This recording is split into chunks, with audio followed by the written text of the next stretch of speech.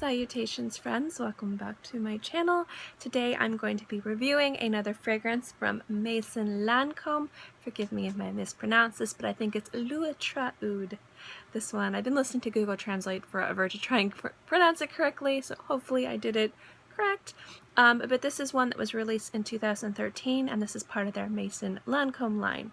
I've reviewed a few of these fragrances, and I've been on it's my duty to review them all. So this is the next one that I'm going to be talking to you guys about. So if you'd like to know more, then keep watching.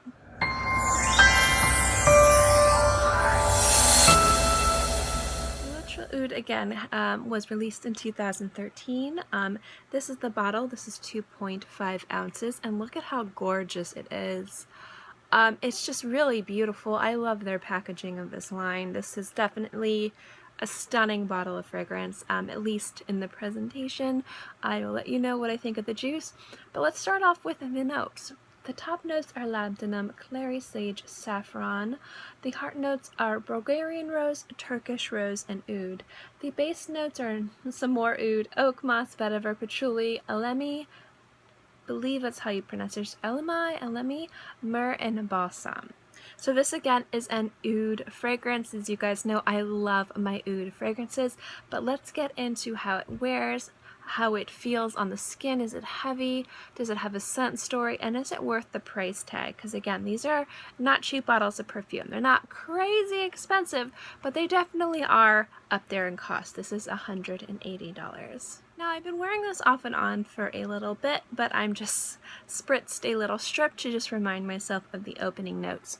One thing I wanted to say about this fragrance is I love how they made an oud fragrance that really smells like a traditional oud fragrance. A lot of times people can get very creative, be very conceptual with oud fragrances, and I absolutely love those. But it's really nice to kind of smell oud that's kind of like goes back to its roots, and I feel like that's what was done with this fragrance. At least that's my personal opinion. The opening notes in this, I definitely get the sage, the rose, and the oud. The sage is actually pretty predominant, at least in the opening. On my skin, the sage isn't as predominant as it is on a strip, but it is the first note that I get when I apply this fragrance. Now, after this dries down in about 15 to 20 minutes, the sage kind of calms down and you get more of the oud, more of the rose, and a little bit of the myrrh as well. It gets a little bit incensey. This is a very sweet fragrance and a very woody, slightly smoky fragrance, but it's really, really nice. What I love about this fragrance is the longer it sits on your skin, the vetiver and the oak moss become more apparent, and that kind of really helps cut through the rose and the oud and actually brighten this up and make it a little bit more wearable than if it was just a heavy rose oud fragrance. It's a beautiful balance of light and syrupy and floral and dark, and it's just a beautiful, again, beautifully balanced fragrance that's a little bit more on the heavier side. Normally when I talk about balanced fragrance, they're more on the light, more effervescent sheer side that might have a touch of heaviness. This is the opposite. This is a very heavy, opulent fragrance, but the vetiver and the oak moss actually kind of brighten it up and balance it out, which is really, really nice. The true heart of this fragrance is the oud, and I love that. You never lose the oud, not once, not from the beginning, not to the end. There's oud there the entire way, and it's a little bit more of a fresher oud.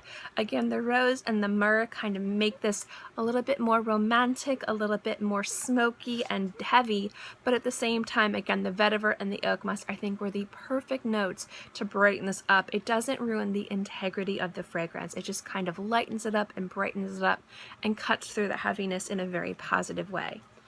That being said, the problem I have with this fragrance is that it has a tremendous sillage, but it can be a little bit overpowering. Sometimes with oud fragrances, if they're a little bit too strong, it can get a little bit stifling. Now, if you like heavy fragrances, then you'll love this, and I really like it, but this is one of the fragrances that I would not overspray. Some fragrances you can take a bath in, some fragrances that, like Hypnotic Poison, for example, that even though it's very heavy, It's more inviting and enveloping you and not suffocating you. This is more of a suffocating, so this is not one I would overspray, but it is a beautiful fragrance and I do really enjoy it. Again, fantastic sillage, it fills a room, and at the same time it has excellent longevity. It lasts about 6 to 8 hours on my skin with just spritzing it once and just very gently dabbing like this and going on the back of my neck. Fantastic longevity.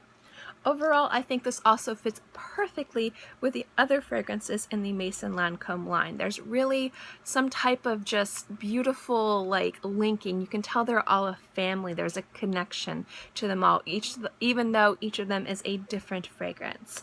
So I am definitely really happy to have this fragrance in my collection, and I've really enjoyed it. That being said, once again, this is not an oversprayer. Spritz once and twice with caution. That also being said, I would not recommend this for work, school, or the theater because it could cause reactions for people who don't like fragrance, and if you have a coworker who's sensitive to fragrance, they're not going to be able to get away from you, at least not in a way that would be beneficial to them or you. So you might want to save this more for evening or if you're going to be out and about outside. This is one of those beautiful fragrances that radiates off the skin and is really beautiful when you're outside. If you're walking through a park or if you're going to an outdoor museum or an event, I think this might be a beautiful fragrance to wear because it's definitely going to make a statement. But I would not wear it any place that's close quarters, specifically work or class. And I also think this is more of an evening fragrance, either evening casual or evening formal. Again, fragrances are subjective. You can do whatever you want. Overall, I'm really impressed with this fragrance. I really, really enjoy it. Again, the only issue I have is that the sillage is a little bit too loud on occasion, so I would not overspray this. If you're an oversprayer like I am, spray with caution. But overall, it's a gorgeous fragrance. I think it's just a classic oud fragrance.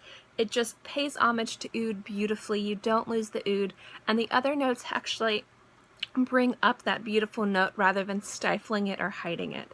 So overall, I think this is a very successful fragrance and I've enjoyed wearing it every single time I've had it. Thank you guys so much for watching this video. I hope you enjoyed it. If you guys like my fragrance reviews and fragrance videos, remember to give this a thumbs up. It lets me know to continue doing videos like this. And also don't forget to subscribe because it's free and I'm free and I put out new videos every Monday through Friday and sometimes on the weekends as well. So I'll always have something for you to watch. In any case, I hope you guys are all happy and healthy and have a great day, month, year, whatever. And I'll see you next time. Bye!